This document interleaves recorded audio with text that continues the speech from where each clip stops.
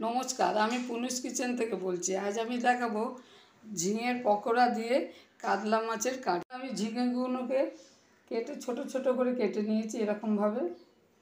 আর বেসনটাকে আমি হালকা করে ভেজে নিচ্ছি, কারণ বেসন হালকা করে ভাজলে তার টেস্ট আলাদা হয়।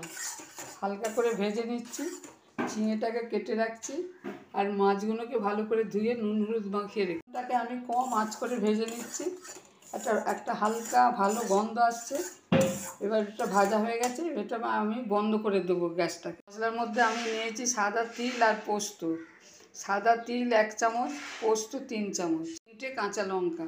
লঙ্কাটা যদি ঝাল আপনারা যেরকম খাবেন সেই অনুযায়ী লঙ্কা নেবেন। বেসনটাকে ভেজে নিয়েছি।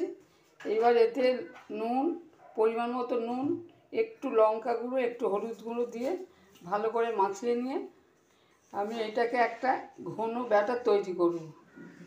এতে আমি সাদা তেল দিয়েছি, তেলটা আমার গরম হয়ে গেছে। ঝিঙেগুলোকে বেসনে ডুবিয়ে আমি ভেজে নেব।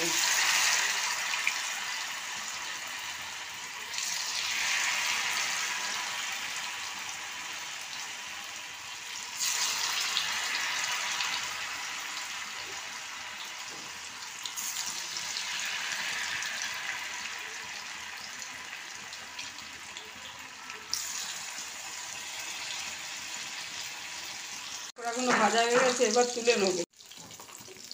পকোড়াগুলো ভাজা হয়ে গেছে, খুব মচমচে হয়েছে। এগুলো ভাত দিয়েও খাওয়া যায়। পকোড়ার তেলেই আমি মাছগুলো ভেজে নেব।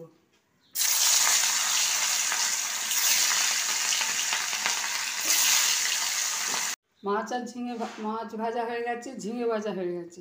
ওই তেলেতে আমি 5 ফোড়ন, একটা শুকনো লঙ্কা, একটা কাঁচা লঙ্কা ফোড়ন দিই। এই তেলেতেই পোস্ত বাটা, তিল বাটা, কাঁচা লঙ্কা বাটা, একটু 1/2 চামচ লঙ্কা গুঁড়ো, 1/2 চামচ হলুদ গুঁড়ো দিয়ে ভালো করে কষিয়ে নেব।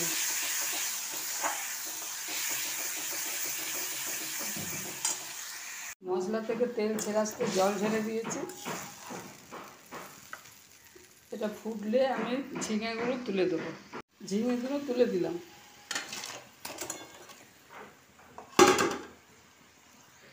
এটা ফুটছে, এবার মাছগুলো তুলে দিয়ে চাপা দিয়ে 5 মিনিট রেখে দেবো। ঝিঙে পকোড়া পোস্ত দিয়ে কাতলা মাছ আমার রেডি। যদি ভালো লাগে শেয়ার করবেন, সাবস্ক্রাইব করবেন।